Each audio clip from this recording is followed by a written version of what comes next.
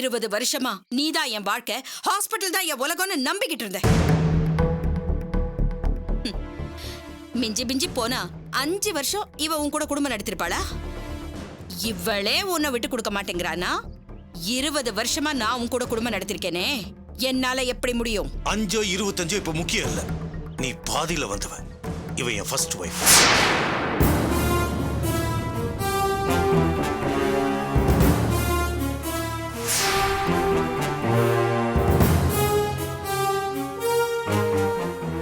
யார் முதல்ல யார் பாதியில வந்தாங்கங்கிற லாஜிக்கெல்லாம் வேணாம். உன்னை இந்த அளவுக்கு வளர்த்து விட்டது யாரு? அளவுக்கு அதிகமா உன் மேல பாசத்தை வச்சது யாரு? இத்தனை வருஷமா புவனா உன் கூட வாழ்ந்த வாழ்க்கைய, என் நேர்மைய கொஞ்சம் நினைச்சு பாரு. யார் முக்கியங்கிறது உனக்கே புரியும். எத்தனை பிரச்சனைகள் வந்தாலும் போராடி உன்னோடதான் இருப்பேன்னு நினைக்கிறாளே, அவதான் பொண்டாட்டி. தாங்கிற அகங்காரத்துல வருஷக்கணக்கா பிரிஞ்சிருந்தாளே, இவளா உன் பொண்டாட்டி?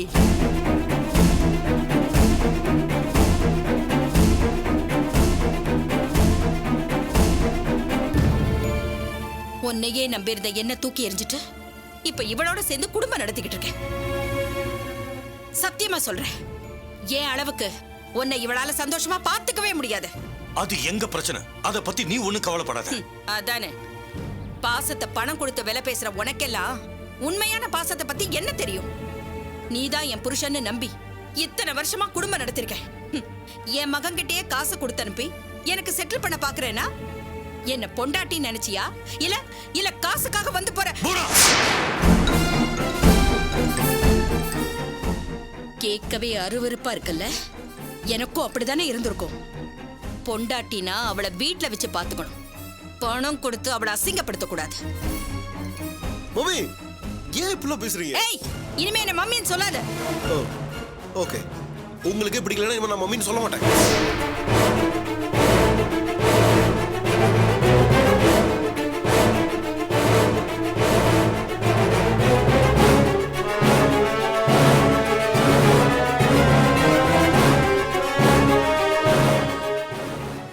உங்களுக்கு பணம் கொடுத்தது உங்களுக்கு ஹெல்ப் பண்ணுங்கிற மோட்டிவ்ல தான். அத போய் தப்பா பேசுறீங்களே. நானடா தப்பா பேசுறேன்? ஒரு மகனா எப்படி நடந்துக்கூடன்னு உனக்கு தெரியல? யார் என்ன கைவிட்டாலும் நீ என் பக்கம் இருப்பேன்னு நம்புன. நீயும் இவங்களோட சேர்ந்துக்கிட்டு என் வாழ்க்கையை அழிச்சிட்டியடா. செத்ததுக்கு அப்புறம் வைக்க வேண்டிய கொள்ளிய நீ இப்பவே வச்சுட்ட. இல்ல மம்மி, நீங்க எல்லாத்தையுமே தப்பான ஆங்கிள்ல பாக்குறீங்க.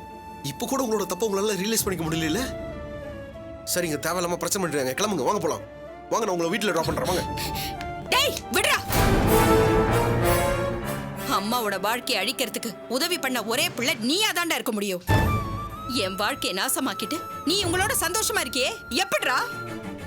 பணத்தை தூக்கிக்கிட்டு பெத்த அம்மாவுக்கே வேலை பேச வந்தியே, எப்படிடா? இப்படி கேவலப்படுத்துறதுக்கு நீ என்ன கொன்னே போட்டிருக்கலாம்.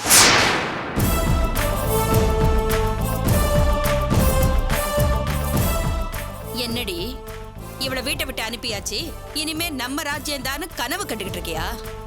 இன்னைக்கு வேணா நீங்க எல்லாரும் ஒன்னா இருந்து சந்தோஷமா இருக்கலாம், ஆனா ரொம்ப நாளைக்கு இது நிலைக்காது.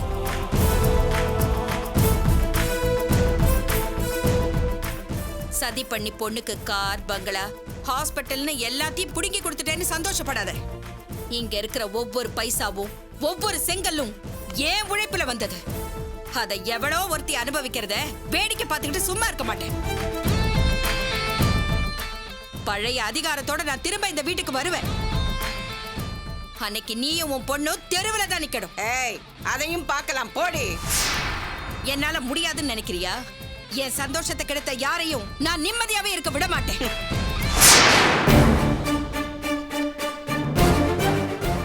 உன்னையும் சேர்த்துதான் சொல்றேன். வீட்டை விட்டு அனுப்பிட்டா புவனா செத்துருவான்னு நினைச்சியா? மாட்டேன். துரோகத்துக்கான விலையை நீ கொடுத்தே ஆகணும்.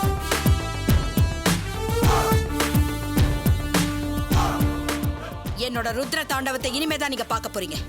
ஒவ்வொரு நாளும் இனிமே உங்களுக்கு நரகமா தான் விடியும். என்னோட ருத்ர தாண்டவத்தை இனிமேதான் நீங்க பார்க்க போறீங்க. ஒவ்வொரு நாளும் இனிமே உங்களுக்கு நரகமா தான் விடியும். நாம் பட்ட வேதனையை நீங்க எல்லாரும் படணும். அதுக்கு என்ன செய்யணுமோ அதை நான் கண்டிப்பா செய்வேன். பார்த்துக்கிட்டே இருங்க.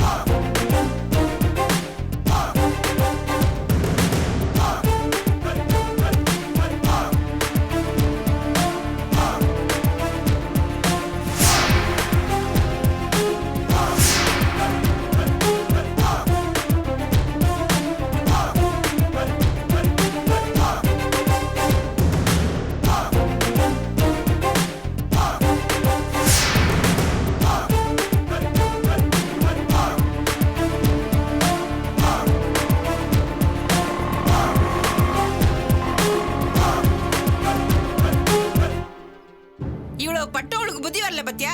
எப்படி திமிரா பேசிட்டு போறா பார். அவளை விடுங்கத்த. வெளியே அனுப்பிட்டோம்ல, அந்த கோவத்துல வெறித்தனமா பேசிட்டு போறா. இல்லைங்க, அவ ஆவேசமா பேசினத பார்த்தா எனக்கு என்னமோ பயமா இருக்கு. அவளால நம்மள என்ன பண்ண முடியுங்கிற? கோவம் வந்து அவ எதையும் பண்ணுவாங்க. நாம வேற 60ஆம் கல்யாணத்துக்கு ஏற்பாடு பண்ணிட்டு இருக்கோம். அங்க வந்து அவ பிரச்சனை பண்ணிட்டா? டாட், அம்மா மேல எனக்கும் சந்தேகமா தான் இருக்கு. கோவத்துல ஏதாவது தப்பா பண்ணிட போறாங்க. ஹாஸ்பிட்டல் ஒரு பிரச்சனை கிளப்பி அதுக்கு அவங்க தான் காரணம் பழிய போட்டு உள்ள தள்ளிடலாம். இடியட், நீ ஏன்டா இப்படி எல்லாம் யோசிக்கிற? டாட், அவங்களோட கேரக்டர் தெரிஞ்சுதான் பேசுறாங்க. கொஞ்ச நாள் உள்ள இருக்கட்டும். அப்பதான் அவங்களோட தப்பை ரியலைஸ் பண்ணி அவங்களும் திருந்துவாங்க. மத்தவங்களும் நிம்மதியா இருக்க முடியும்.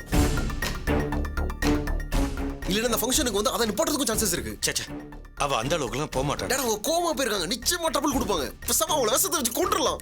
பிரபாகர், நீ பேசுறது ரொம்ப தப்பு. இல்லம்மா, அவங்க ரொம்ப தப்பா நடந்துக்கிறாங்க. எல்லாரும் அம்மாவை தெய்வமா நினைக்கிறாங்க. பாசத்துக்கு அம்மா தான்றாங்க. இவங்க மட்டும் ஏன் எப்படி இருக்காங்க? எனக்கு மட்டும் ஏன் இப்படி ஒரு மோசமான அம்மா? எனக்கு இவங்க அம்மான்னு சொல்லவே வெக்கமா இருக்கு. தான் மட்டும் நல்லா இருந்தா போதும் நினைக்கிறவங்க இருக்கிறதுக்கு இல்லாமலே போலாம். பிரபாகர், என்னதான் இருந்தாலும் அவங்க உன்னோட அம்மா. அவங்கள பத்தி இப்படி எல்லாம் பேசக்கூடாது. அவங்களால யாருக்குமே நிம்மதி இல்லையே. இல்லப்பா, எவ்வளவு மோசமானவங்களா இருந்தாலும் ஒரு நாள் திருந்தியே ஆகணும். அவளும் ஒரு நாள் நிச்சயம் திருந்துவா. அது வரைக்கும் பொறுமையா இரு, கோவப்படாத. விட்றா, அவளால எந்த பிரச்சனையும் வராது. வராதபடி நான் பாத்துக்கிறேன். ஃபங்க்ஷன் வச்சிருக்கோம். அங்க வந்து பிரச்சனை பண்ணி கெடுத்துட்டாங்கன்னா? இல்லடா, வெறி பிடிச்ச மாதிரி பேசுவாளே தவிர அந்த அளவுக்கு மோசமாலாம் போக மாட்டா. நம்மள மீறி அவளால ஒண்ணும் பண்ண முடியாது. நீ ஏன் பயப்படுற? ரிலாக்ஸா இரு, அவளை நான் பாத்துக்கிறேன். Okay dot. இதுக்கப்புறம் அவங்களால எந்த பிரச்சனையும் வராம இருந்தா ஓகே.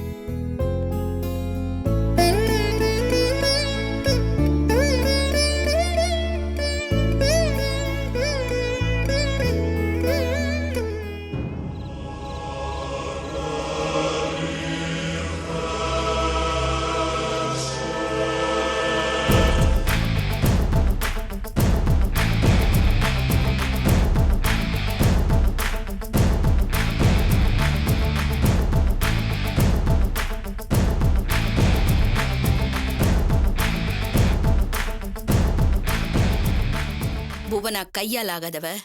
அவளால ஒண்ணும் பண்ண முடியாதுன்னு நினைச்சுக்கிட்டீங்கல்ல? கோபப்படுவா, அழுவா, அதுக்கப்புறம் அடங்கி போயிடுவான்னு நினைச்சா அது உங்களோட தப்பு. மிதிச்சது சாக. நான் ஒன்னும் பூச்சி கிடையாது, முள்ளு. என் மேல கால் பட்டா குத்தி கிழிப்பேன். கிழிக்கிறேன்டி.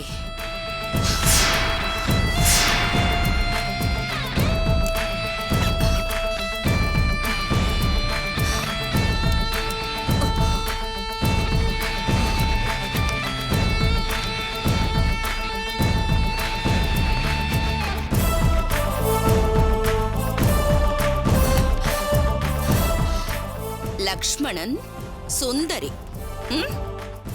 ஒன்ன மட்டும் இல்லடி, உன் பேரை கூட அவர் பக்கத்துல எழுத விட மாட்டேன்.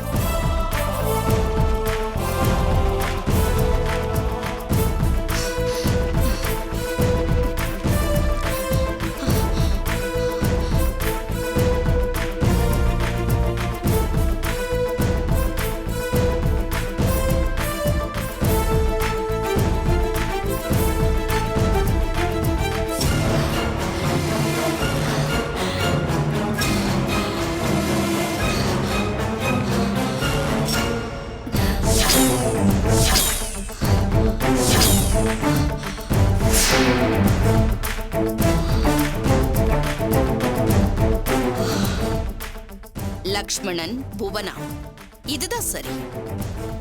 இப்படிதான் இருக்கணும். இதாண்டி விதி. இத தெரியாம தப்பு தப்பா பிரிண்ட் பண்ணி முட்டாள் முட்டாள் முட்டாள்.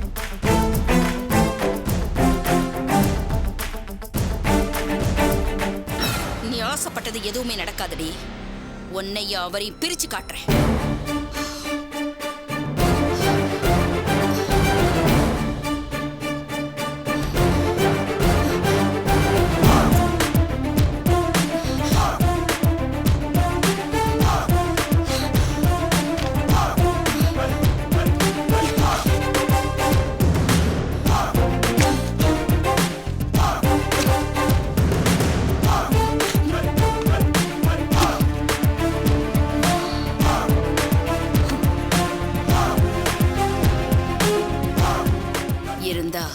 இவர் என்னோட இருக்கணும். இல்ல செத்து தொலையணும்.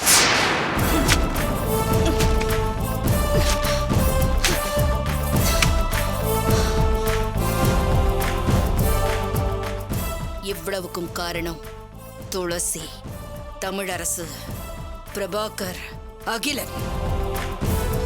உங்க உங்க யாரையும் நான் நிம்மதியா இருக்கவே விட மாட்டேன்.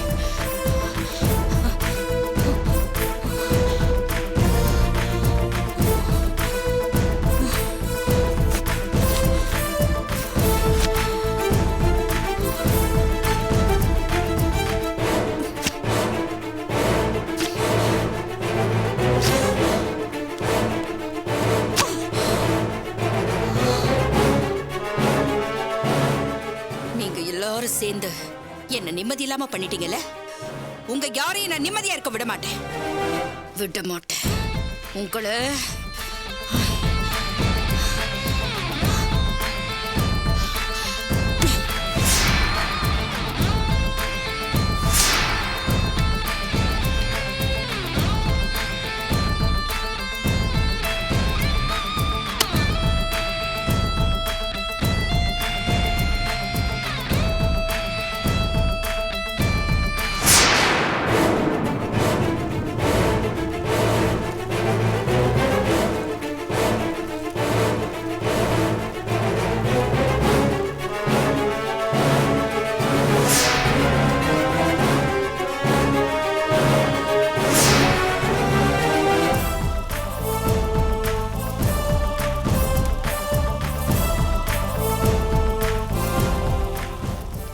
என்ன சீண்டுனா எரிஞ்சு சாம்பலாதான் போவீங்கடி.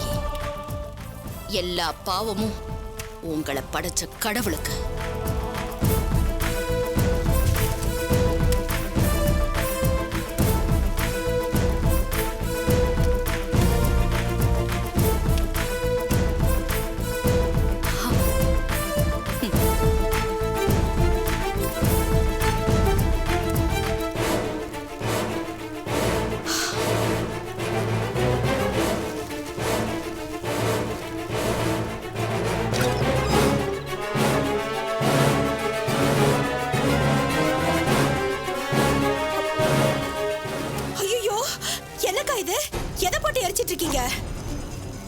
என் எதிரிகளோட ஆணவம் எரிஞ்சுக்கிட்டு இருக்கு, சதி எரிஞ்சுக்கிட்டு இருக்கு, அவங்களோட திமிரு, அகம்பாவம் எல்லாம் எரிஞ்சுக்கிட்டு இருக்கு. ஐயோ, என்னக்கா இது? ஓனர் அம்மாவுக்கு தெரிஞ்சா பெரிய பிரச்சனை ஆயிடும். முதல்ல இதை அணைக்கணும். எரியட்டும் விடு. பத்திரிக்கை அடிச்சு கல்யாணமா பண்றாங்க. இப்ப பத்திரிக்கை மட்டும் தான் எரிஞ்சுக்கிட்டு இருக்கு. நாளைக்கு அக்கா, கோபப்படுறதுக்கு ஒரு அளவு இருக்கு. அதுக்குன்னு நடு வீட்டுல தீ வச்சு இப்படியா? வேண்டாக்கா, ஓனர் அம்மா பார்த்தாங்கன்னா குடியிருக்கவே முடியாது. முதல்ல இதை அணைங்க. கோகிலா, அது எரியட்டும். இங்க என் வயிறு எரிஞ்சுக்கிட்டு இருக்கே, அதை யார் அடைக்கிறது?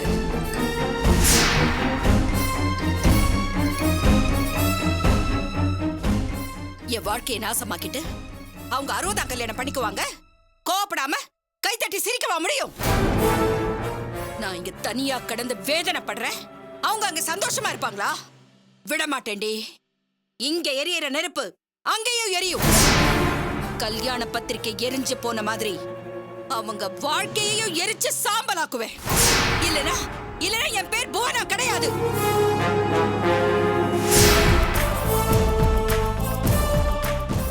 அக்கா, ஏங்கா இப்படி எல்லாம் பேசுறீங்க? வர வர உங்களை பார்க்க எனக்கே ரொம்ப பயமா இருக்குக்கா. புவனாவை பார்த்தா இந்த பயம் இருக்கணும்.